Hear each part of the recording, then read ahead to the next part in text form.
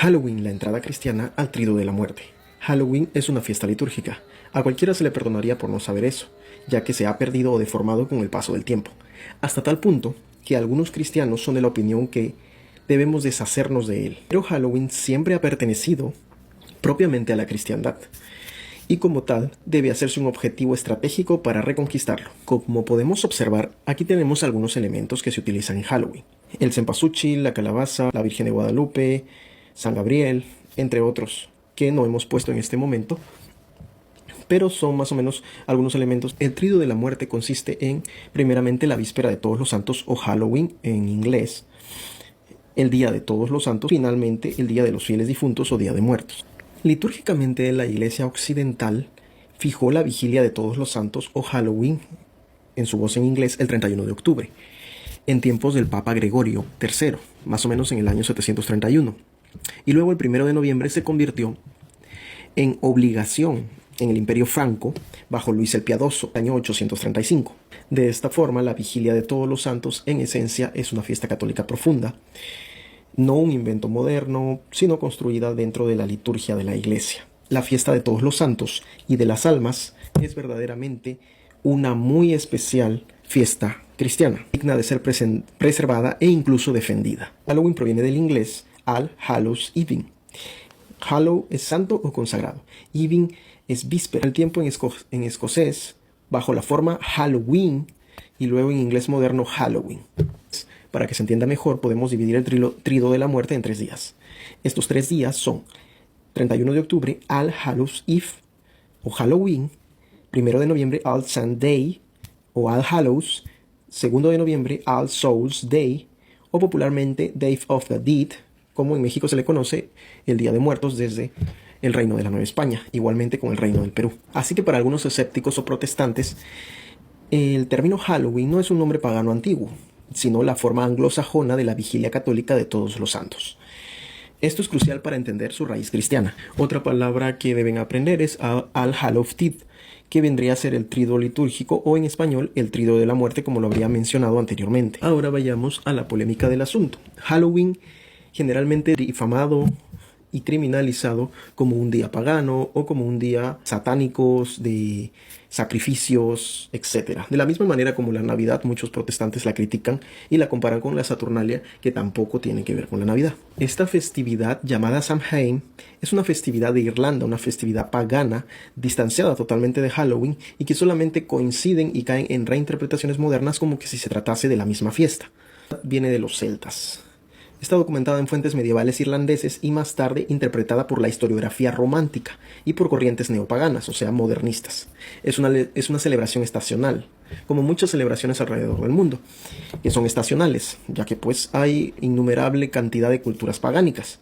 Entonces suele coincidir durante todo el año, no solamente en octubre, sino durante todo el año, con diferentes fiestas cristianas, ya que hay muchas culturas que no diríamos sobrevivido, sino más bien que han sido traídas al presente por corrientes neopaganas. Por ende, siempre va a coincidir una celebración cristiana con una celebración pagana, sea de cualquier índole. Esta celebración pagana, con connotaciones agrarias, como son la mayoría, ya que el hombre siempre ha estado ligado a la tierra, mucho antes de la cristiandad, marca el fin del verano y el inicio del invierno.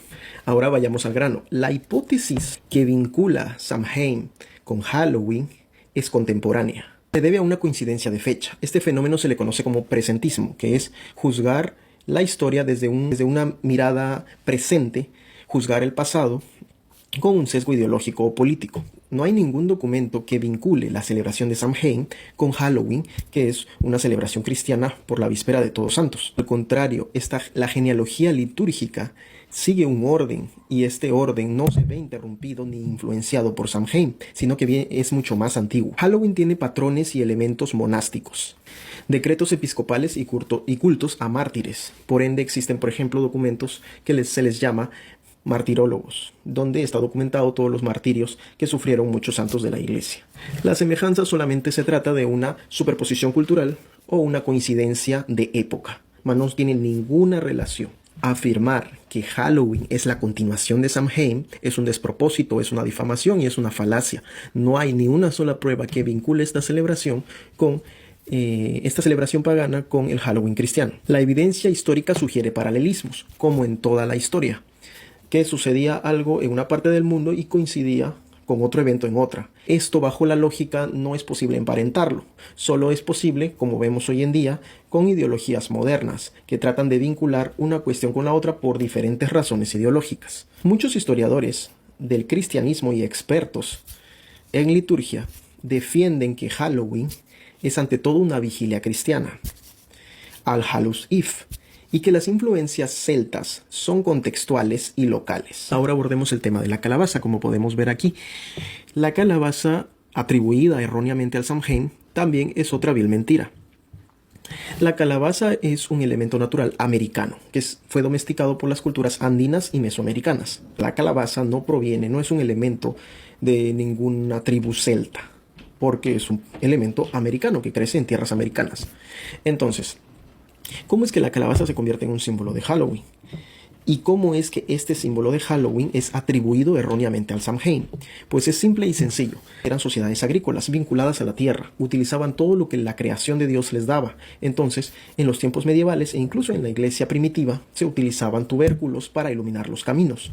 Por ejemplo, la primera calabaza, digámoslo así, era un nabo hueco con una cara de diferentes maneras. Generalmente podría ser una cara con una expresión diversa. Eso los artesanos de la época le daban dando forma, que le ponían el candelabro, la luz, y eso iluminaba el camino. Ahora, estas formas que se utilizaban el día a día para iluminar el camino eran elementos que se iban entremezclando con las tradiciones religiosas de la época. En esa época estaba en apogeo la cristiandad. La mal llamada Edad Media, que vendría a ser la Edad Cristiana, pues era una edad donde florecía la cultura cristiana como nunca antes en la historia se ha visto.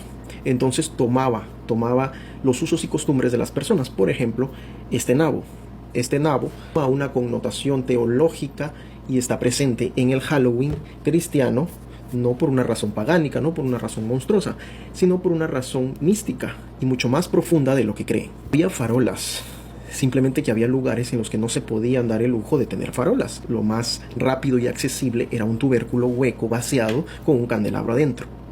Es como que si hoy en día se utilizaran linternas en una peregrinación y mañana más tarde se dijera erróneamente que esas linternas son paganas o satánicas. Es ilógico. Lógicamente, Jesucristo siempre ha representado la luz, el camino, la verdad y la vida. Entonces, toda luz, como podemos ver acá, por ejemplo, un cirio, el de San Gabriel, o este cirio, el de la Virgen de Guadalupe, representa el alma, representa la vida. De la misma manera, una calabaza sonriente o fea o enojada representa el alma de la persona, el alma contenida. Es un alma iluminada por la gracia. También es un elemento que nos recuerda al purgatorio. Además, esperaban la luz eterna. También podemos tener, como pueden ver acá, el cempasúchil, como para que lo relacionen con los candelabros, los nabos o las calabazas, porque se utilizaba como luces votivas por los difuntos, colocadas en las ventanas, en los caminos, en la noche del 31 de octubre, en la víspera de Todos los Santos. Otras regiones lo celebraban el 2, pero era muy flexible esto. Lo podías empezar, como les digo yo, es el tríodo de la muerte, lo podías empezar el 31, pero estas manifestaciones no eran rígidas. Podían manifestarse en algunos lugares el 31, en otros entre el 1 y el 2 de noviembre. Entonces, como podemos ver, el nabo, al llegar a América, como no habían ese tipo de nabos, se adaptó a la calabaza.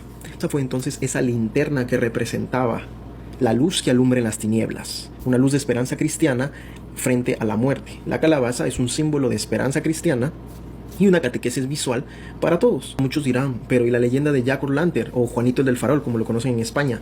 Pues esta leyenda también, al igual que Samhain, es producto de la coincidencia y del sesgo o la malinformación histórica, que se confunde con esta celebración cristiana. Da cuenta que Jack fue un alma errante que no podía entrar ni al cielo ni al infierno y vagaba como un nabo iluminado. En clave católica, esa imagen representa un alma en el purgatorio, que aún no goza de la visión beatífica, pero tampoco está condenada. Esto pues es parte de la cultura popular, como se le puede llamar religiosidad popular. Muchos mitos y leyendas tomaron formas a lo largo de la historia y estos mitos y leyendas lo podemos reinterpretar en clave cristiana. No necesariamente es un error o es paganismo, aunque muchos digan pues que sí. Por ejemplo, se encendían las calabazas, como ya he mencionado, en casas y caminos, pero también las calabazas se les ponía algo, las famosas soul cakes, de aquí de Estados Unidos, de Irlanda, Escocia, Inglaterra, que vendrían a ser el moderno truco o trato. No es más que una deformación de esa costumbre cristiana, que en algunos lugares sigue funcionando y en otros no. Ahora, algunas personas erróneamente condenan el rostro de la calabaza, que es lo que vamos a hablar. El rostro de la calabaza no necesariamente tiene un rostro estrictamente que sea cristiano o un rostro estrictamente que represente lo maligno o lo satánico. Esto es otro error, es falso. En la Edad Media, entre el siglo XI y XIV, el rostro humano era símbolo predilecto del memento mori. Recuerda que morirás, recuerda que eres carne y volverás a ser polvo.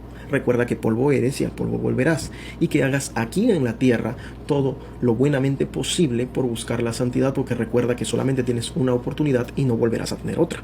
Entonces esto era muy profundo. La calabaza representaba ese rostro del memento mori, de los cráneos que vemos en muchas iglesias de monjes o de fieles. En muchas iglesias vemos como estos monjes tallaban caras de piedra o de madera, muchos relieves góticos. Se puede observar caras de todo tipo, caras de santidad, caras de perdición, caras que representan la corrupción del pecado. Era una catequesis visual magnífica. El rostro de la calabaza es bíblico. Viene de Génesis 3:19, que dice: polvo eres y al polvo volverás, como lo he mencionado anteriormente. En la cabeza hueca, ¿cuál es su significado profundo de esto? Muy aparte de que solo contenga el fuego. El cuerpo es el vaso del alma. De la misma manera, la calabaza viene a ser un vaso donde se contiene estas llamas, que vienen a ser el alma. Esto es la memoria de la muerte. Es que el cristiano no olvide la lámpara de su alma. Esto que acabo de explicar está en la homilía de Vigilia Omnium Sanctorum, de un manuscrito anglo-irlandés del siglo XIII, un fragmento conservado en Trinity College, Dublín. El rostro iluminado de esta calabaza, la imagen de Dios en el hombre, la conciencia que resplandece en las tinieblas del pecado, la vigilia espiritual en alusión a las vírgenes prudentes con lámparas encendidas, que también es bíblico y lo pueden encontrar en Mateo 25. Las calabazas con estas galletas, como para que las personas las cogieran, tenían algunos rezos como el Requiem aeternaum, y en algunos pueblos se realizaban procesiones nocturnas con faroles de nabo, el antecedente exacto de aquellas personas que salen a pedir dulces o caramelos hoy en día, que hoy en día se convierte en una estrategia de marketing o de entretenimiento, pero en realidad era eso. Eran personas que salían en procesión, en peregrinación, y oraban y salían con estas calabazas encendidas. Y los dulces no eran más que aquellas galletas que dejaban las personas al lado de las calabazas y que otras las daban directamente. En algunos manuales de penitencia anglosajones, como el Blinking Homily, se mandaban a los fieles encender luces por sus muertos en la víspera de Todos los Santos, Halloween, lo cual está en línea con el uso de nabos iluminados. Una idea para ustedes en su calabaza que se puede figurar en su mente es la oración: Señor, haz que tu luz brille sobre ellos y sobre mí, pobre pecador. Ahora, ¿cómo conecta esto con España, con Nueva España, México, con el Reino del Perú? Simple y sencillo, el virreinato heredó todo eso de la Edad Media. Este simbolismo de rostro iluminado aparece siglos después en el arte barroco hispanoamericano, donde los cráneos, las lámparas votivas, por ejemplo los retablos de ánimas, daban la misma idea: la carne muerta que esperaba la luz eterna. Magno decía: lo feo muestra el horror del pecado y el precio de la gracia. En una homilía, en su libro Homilía in Evangelia 2:36. En otras palabras, mostrar lo deformado servía para recordar al hombre su caída y su necesidad de purificación. Una moralización visual, no para celebrar el mal, sino para elevarlo hacia la belleza de Dios. Un caso particular es el de Hidegarda de Bingen del siglo XII. En sus visiones, los demonios y pecadores aparecen deformes. Que la monja viera el mal, sino que comprendía la desfiguración espiritual del pecado.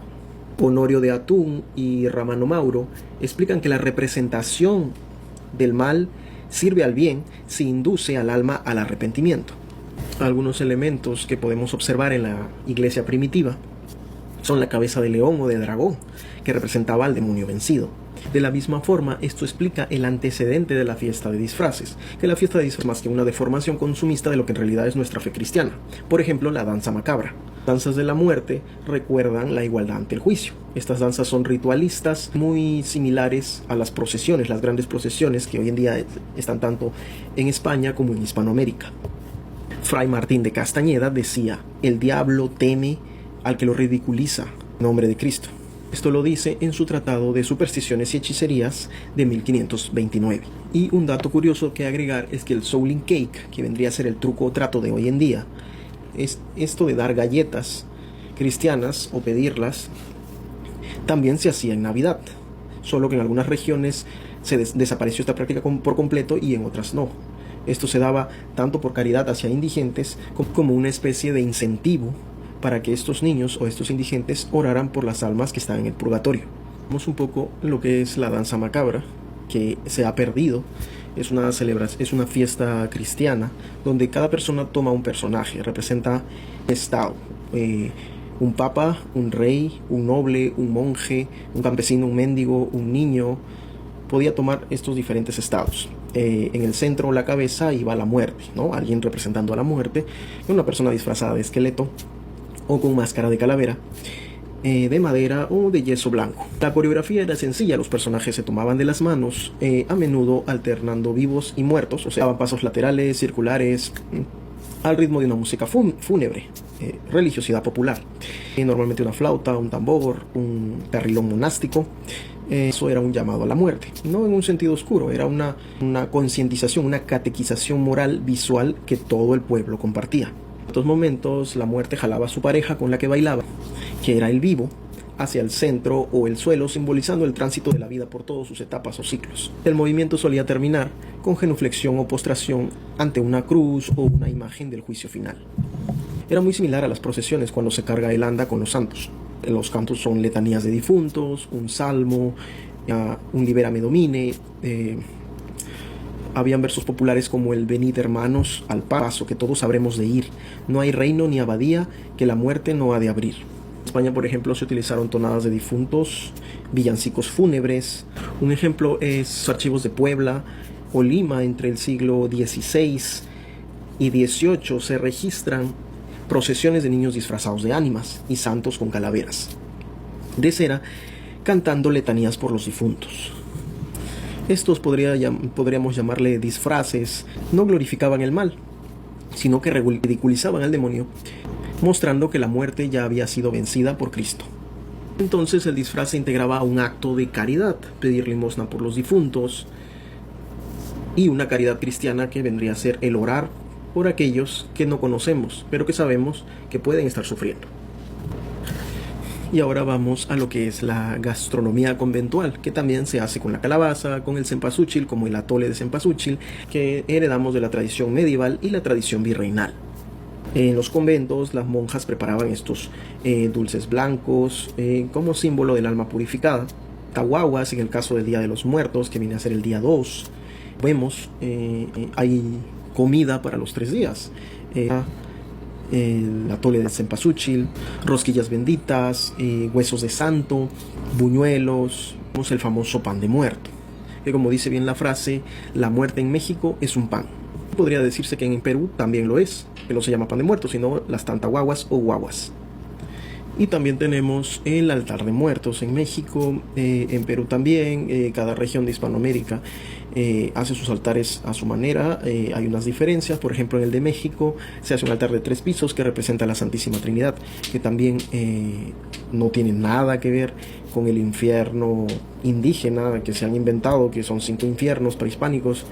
No tiene nada que ver con el Mictlán. Es lo mismo que sucede con el Halloween, es tratar de encajarlo en una celebración pagana que incluso se celebraba en otra fecha que ni siquiera coincidía y que simplemente se trata de superponer una celebración sobre otra, pero no tienen nada que ver.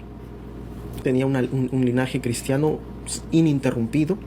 Que hubiera o no hubiera celebraciones paganas alrededor o lejos de este, no tenían nada que ver con la línea cristiana de estas celebraciones. Ahora, estas fiestas se han perdido, deformado o incluso sobreviven en Oriente, como es el Día de Muertos de los ortodoxos, que vienen a ser nuestros otros hermanos católicos, en la que ellos también celebran el Día de los Fieles Difuntos. Ellos también tienen el Tríodo de la Muerte, no de la misma forma, porque esto empieza con una tradición escocesa, irlandesa, y luego encaja con los demás países europeos e hispanoamericanos, pero también tienen una manifestación cristiana de la misma situación. Entonces, ¿cómo podríamos restaurar esta rica y alta cultura que tenemos los hispanos, como es el Halloween con un producto que es americano, con una flor que es americana, diríamos que estos son productos originarios.